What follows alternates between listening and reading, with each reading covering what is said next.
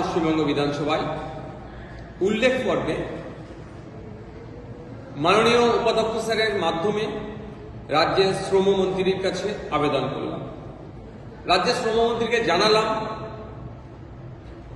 হাওড়া জেলার শিবপুরে, যা নবান্নের অদূরেই, শতাব্দী প্রাচীন Howrah jute mill MRP commercial private limited, যে জুট মিল, শনিবার সকালে শ্রমিকরা কাজ করতে এসে গেটের সামনে দেখে সাসপেনশন অফ ওয়ার্কের নোটিশ,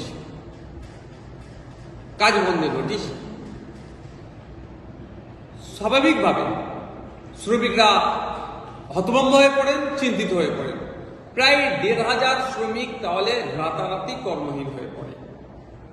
এই মর্মে আজকে আমি শ্রমমন্ত্রীর কাছে আবেদন করেছি, অবিলম্বে ওই জুট মিলের কর্তৃপক্ষ অর্থাৎ মালিক পক্ষের সাথে কথা বলে পুনরায় জুট মিলটি চালু করার আবেদন করেছি। কারণ যে নোটিশটি দিয়েছে সেই নোটিশটি আমরা মনে করছি এটা বেআইনি নোটিশ।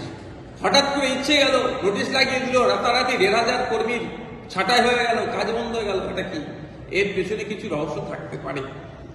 তাই মালিক পক্ষের সাথে কথা বলে যাতে পুনরায় শ্রমিকদের কাজে ফিরে আনার ব্যবস্থা করা যায়, তার জন্য আজকে পশ্চিমবাংলা বিধানসভায় আমি মেনশন করেছি।